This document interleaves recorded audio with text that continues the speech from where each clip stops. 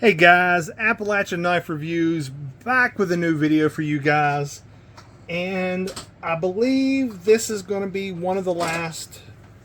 I've got one other video planned in this series, and then it's probably going to be the last unless I get some requests from you guys. So what this is, have you been watching my videos, you know that I've been doing some Temu knife videos. I have spent a considerable amount of money this summer on knives from Temu because I've bought a whole bunch of them. The knives are pretty cheap, usually anywhere from $10 to $30 a piece, and I have bought a bunch of them. I've told you guys in a previous video, I don't want to get known as the Temu knife guy. It just so happened that my most popular video was a Temu knife video. I've got this one that I want to do. This is the last. I have no more Temu knives on the way. So I had been waiting for the last couple to show up, and I don't have any more in my cart. I don't have any more that are shipped waiting for me. I've got all that I'm going to get as of right now. Although, if you guys have a knife on Temu that you want me to review, make sure you drop me a, hit the link, or hit the comments rather. Drop me a link. I'll take a look at it. And we'll do a review on it if you guys request it. Now, there may be a situation where I go back and cut up my longer videos to do individuals, or I may just redo some new videos, because a lot of these videos I've had 5, 6, 20 knives in the video. So I may go back and do individual knives, or I may just cut up the old videos to show you guys each individual knife. But for the most part, I've got one other video for sure planned. I want to show you guys the best knife that I bought off Temu and the worst knife I bought on Temu. And if that's something you guys want to see, obviously let me know. I want to give a shout out to the 2.9% of women that watch my channel. You girls are awesome. I was looking at my analytics today, and it says something like 2.9% of my viewers are women, and most of them obviously are guys. But the girls that like the knives, you guys rock. My wife and girls, they like knives, but they don't like them like I do. They anytime I get a new knife in, they want to look at it, and then it's kind of, okay, go about my day.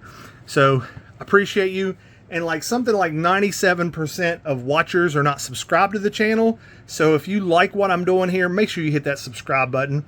We are so close to 1,000 subs, and by the time this video goes live, we may have reached 1,000 subs. Once I hit 1,000 subs, I'm going to go live. We might do a live video, maybe the first live video, and I'll just lay out all the knives I've got on Temu, and we'll go into each individual one. Without further ado, let's get into it. I've got a couple knives in here that are actually pretty outstanding, I think. I've got a couple that are so-so. One that is really aggravating. It's something goofy that aggravates me. So the first thing I'm going to start with the oddball. You might think this is a multi-tool, and it is, sort of. This was one I picked up. It is a knife, and then on the other side it has a pair of scissors. Let me close this. So a pair of scissors. It's got some other stuff in here too, like some blades, but like some serrated blades, and I think there's a file. Yeah, there's a serrated blade there and a file. But let me tell you, I can't recommend this knife. Even for, I can't remember exactly what I paid for it. Now, if you guys have seen my previous videos, I am an affiliate on Temu, so I'll drop links down in the description if the knife is still available. Sometimes when I go back to grab links for you guys, they've been discontinued, sold out. So if there is a link available, I'll put it down in the description. And the other thing that I've wanted to start doing is some of these knives you clearly can see are knockoffs. If I have a link to the real deal, I'm going to put that in the description first if you want to pick up the real knife and not spend money on Temu. So one of the things I hoped to do with this video was to showcase some of these knives to where, one, maybe somebody will see it, they'll like it enough to go buy the real deal, or some of this is because you want to see what it looks like in somebody's hand. You know, some of these knives may look really small on screen or really big on screen, and you can't tell. These are good demonstrations to tell if it's something you really want to go buy. So if I have a link to the real deal, I'll put it first, and then the Temu link down below it. I have a promo code with Temu. It's INC18071. If you're new to Temu, it'll give you 30% off and a $100 coupon bundle. As always, affiliate links are appreciated, but not mandatory. Obviously, I can't make you do anything. You guys got to do your own thing. But anyways, back to this knife. So here's what I don't like immediately. So you really have to push that knife hard to get it to lock. Now it does lock and it does push down, but I should not have to. I mean, you see, you got to play with it. If you take it up, it won't lock immediately. Same way with the scissors. Now the scissors are not as dangerous, but I mean, you really have to make an effort to get it to lock. I bought this because I thought it would be good for maybe for somebody for fishing, because with fishing I usually need a blade or a pair of scissors for cutting line, and I thought it would be good for that. But I cannot recommend this to anybody because it does not lock very well. Let's go my most recent to the longest ones I've had. And this knife you may have seen in a previous video. I can't remember if I included it or not. I did a video of all the fixed blade knives I did, and I can't remember if that was in it or not. So the first one we're going to start with is the Adira. Now, I'm going to tell you, if you like the look of this knife, do not buy this knife do not buy this knife on Temu. The dimensions are all wrong. So when it's listed on there, it's not listed as any. So it doesn't say like Adira or the mini Adira. But when you do the measurements with it, and I'm not going to get into it because this video is not for measurements and stuff like that. Although this one and this one I am, but the other ones I'm not really getting to measure. The measurements of the blade and the handle don't match either the mini Adira or the Adira. And if you look, the number 18060, I believe that's the Adira, but this is closer to the mini Adira. Now, you're buying a counterfeit anyways, you may not care, but I don't know. There's something about this knife that it's the action is kind of wonky, and I know you can mess with the Omega springs. And if you want to do that, that's fine. Most of the knives that I get, and you'll see them, this is not a good copy at all. I don't think, not in my opinion. Now, I don't have the real one of these. I have several real Benchmades. I don't have the real one of this. I think it's a good looking knife as far as like the handle and stuff. I'm not a real big fan of the way the blade is shaped. And maybe you are. Again, if it's available, I'll put a link down in the description to the real one and to the Temu one. But it says it's Magna Cut, and there's no way this is Magna Cut for what I paid for it. And hard pass on this one. Also, oh yeah, so the box. Now, I've already thrown the box away. The box that came in said it was a Taggedout. So when I opened the box, I thought, I didn't order another Taggedout. So that was another thing. Maybe that's what aggravated me. I mean, it's a knockoff anyways, but you guys get where I'm saying. Just something about it, I'm like, I don't like it. The next one, and now this is one, I think this is the real deal. This is a Kershaw. I believe it's called the Crucible. No, not the Crucible. It is the Kershaw. Let me see what it's called. It's not the Crucible. It's the Kershaw Collateral. And this knife, it flips fantastic. Let you see the blade. When it came in, I let my wife open it. She's like, "Oh, that's a pretty knife." My wife is not a girly girl. She likes to hunt, and she doesn't really fish, but she likes to hunt and shoot guns and carry knives. She has a Spyderco Tenacious that she carries every day. She likes the serrated blades. And when she saw it, she's like, "Oh, that's a really pretty knife." And I think this knife looks fantastic. I have a bunch of Kershaws, and I'm going to tell you, I think that this is, these Kershaws are made in China, and I think this is just like the manufacturer rolled out 10,000, Kershaw ordered 9,000, and they had 1,000 left over. I think this is the real deal. I mean, it's a fantastic flipping knife. The only thing that I've noticed is the frame lock gets hung up a little bit, and I don't know if that's machining, quality control. I don't know, but it does a little bit.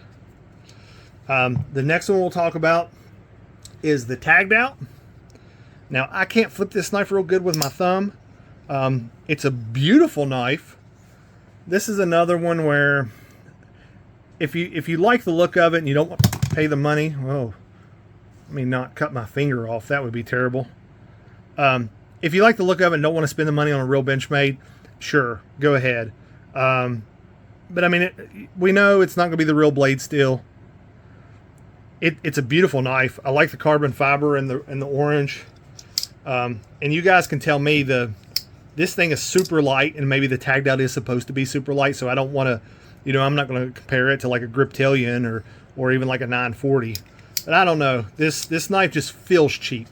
And I know some of the knives do, like the Benchmades feel kind of cheap, even though they're not. But it just feels like a cheap knife. So I don't know that I could recommend that you go and buy this. Again, unless you just like the looks of it and want to throw it in a box or, you know, have it for looks. The action works okay. So there's nothing wrong with the action. It just, the carbon fiber and most of the carbon fiber stuff I've gotten from Temu just doesn't feel good. It feels cheap. I mean, obviously it is, right? So the next one, let's go ahead and jump into this. This is going to be the Esee Nesmuk. Now, I do not have this specific Esee. I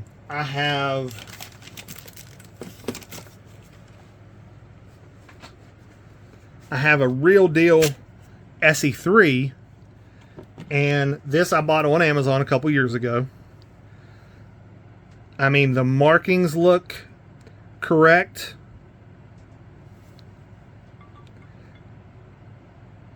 Now see, I can't remember, I'd have to look at the Nesmuk.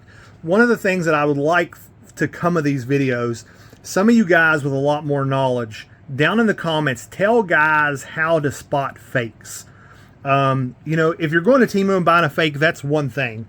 But if you're going on like eBay or buying from a secondhand market or something, if you can tell the guys in the comments how to spot fakes so they don't get ripped off. That's the absolute, you know, at least with these Temu videos, you know what you're getting if you order one. If I take this and go to cut something the first time and it snaps, I'm out like 30 bucks. Am I going to be pissed off? Probably. But it's also, I paid 30 bucks for a knife. So that's on me and not on, you know what I mean? That's not on the knife. I know it's not the real deal. Now this is another one of those. I've told you guys in some previous videos, there are some times that I will pick up these knives because I want the real deal, but I seen it cheap enough that I wanted to try it out first. This is one of these. I've never owned really a Nesmuk blade like this before, and I will be picking up the real deal Esee because I do like their knives. I love my Esee 3. I carry it on my hip when I am deer hunting. I usually have a pocket knife, but I have my Esee either on my pack or strapped on my belt when I'm hunting. And this is one of those that I will be picking up the real deal because I really do. I didn't think I was going to like it, but I do. And I think I'm going to use this one actually for like cutting up deer meat. So once a deer is home and quartered, I really like this blade shape for actually like cutting up steaks and stuff like that is what my intention is.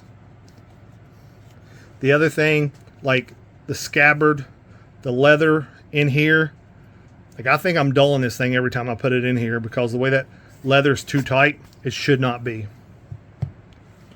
The last two knives we're going to talk about are some Spydercos. One I really, really like, and the other, it's okay. So let's talk about this one first. This is the Spyderco Subvert. And this knife is fantastic. Now, this is another one of those where this knife is not a USA made knife. This knife is made in Taiwan, even the real one. If you go buy this real knife, which I'll put a link to the Amazon down in the description, it is made in Taiwan. It's one of those where this knife is $300 or $400, I think. I've seen some guys in the comments. I made a YouTube short and some guys said they seen one for $500, and that might have been a sprint run or something, but I think $300 or $400. Yeah, this one's on Amazon right now for like $403. Would I pay $400 for this knife? No. Would I pay $200 for this knife? Absolutely.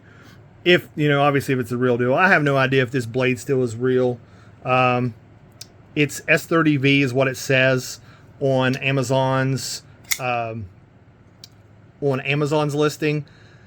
It didn't really say. Now you can see I was cutting something earlier and hit a piece of metal. There's a slightest little, I need to take my sharpener and see if I can fix that. But that, I 100% did that on myself. I was cutting, these stupid vines grow everywhere in Appalachia. And these vines had grown up through some bicycles that we hadn't ridden in a while. And those vines, you can almost watch them grow. And I was cutting those vines away from the knife, and it broke loose and smacked one of the piece of metal on the bike, and it didn't chip it. So there's not a chip. But you see that slight little imperfection right there. So again, that tells you the quality of what you're getting from Temu.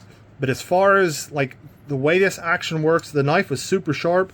If you see my thumb there, one of the first times I closed this, it swung up and smacked my thumb and I started bleeding. But this is a fantastic knife. If you like the knife and don't like the price, pick one up on Temu. I am not disappointed in this knife whatsoever. This is a fantastic knife in my opinion. And it's one of those where it's made in Taiwan already. Is it that much different than buying one made in China? You guys, you can tell me in the comments. I mean, I'm sure somebody's going to tell me I'm stupid for supporting the CCP. But it is what it is. Everybody's got to do what they got to do with their money. And then the last one we're going to talk about is this PM2. So I saw it. My PM2 that I own, I know you guys couldn't see it because it was off camera, but I almost had a stroke because I couldn't find my PM2, but I found it. So this is the real deal PM2 that I bought from Knife Center. It's got the Burple, they call it, handle. And I absolutely love this knife. Little leery about carrying it like for deer hunting because I don't want to get anything nasty down in the handles. But this is the PM2 that I picked up on Temu. I believe this was a Blade HQ exclusive. Now, for some reason, I've had trouble with these PM2s the last couple days, and it's me. You've seen I flick the other knives just fine. For some reason, my PM2s are just being goofy, or I'm being goofy. But this is a beautiful looking knife. Absolutely beautiful. I love the handle. Obviously, I love the PM2s anyways. I've already owned one. The Tonto blade is fantastic looking. Let me show you. Now, it may be the difference because of the color of the blades. But if you look at the way the spider is etched, it looks different. If you look at the font on the Spyderco, it's different. Now, again, it could be because it's an exclusive, so you guys can tell me in the comments. Even this is thicker than that is. So it looks, those things are different, and I can tell you, I didn't keep it, but the book that comes in the box with them, it came in a Spyderco box, but you guys should have seen I threw it away. You guys should have seen all of the misspellings and the pronunciation problems. It was really bad. So, I mean, you could obviously, if I was to buy this at like a local flea market and somebody tried to tell me it was a real one and I looked at that paperwork, you would know immediately it's not. But, I mean, otherwise, it feels just like the PM2. It wasn't very sharp out of the box. I haven't messed with it a whole lot sharpening it, but it is nowhere near as sharp as my PM2. And I think I did a video of just this one. I'm not 100% sure if it's up on the channel yet or not, but by the time you see this one, it will be. And you guys, that's it. That is my Temu knife video for this week. Again, I've got one more planned. I want to show you probably the best two and the worst two knives I bought off Temu, is I think how we're going to do this. If that's a video that you guys like, obviously make sure you hit hit the like button. It's getting late. I'm talking weird. But yeah, if it's something you guys like, make sure you smash that like button. If you want to see more of these Temu knife videos, let me know. If there is a specific knife on Temu, then we'll pick it up. I'll get it and we'll do a review on it, let you guys see it. And then here before long, we're going to change up the knife review stuff. I'm still going to do new knives, but we're going to add some stuff to it. I'm going to get some things like some rope, some rubber cordage, some carpet, probably some, obviously, cardboard boxes to show you guys out of the box how these knives work, how good they work with certain materials when you go to cut them. I think that's something to be beneficial. If you like this video, make sure you smash the like button. If you are one of the 97% that watch my videos and haven't subscribed yet, please consider subscribing. And I hope to see you guys in the next video, and I hope you have a wonderful day.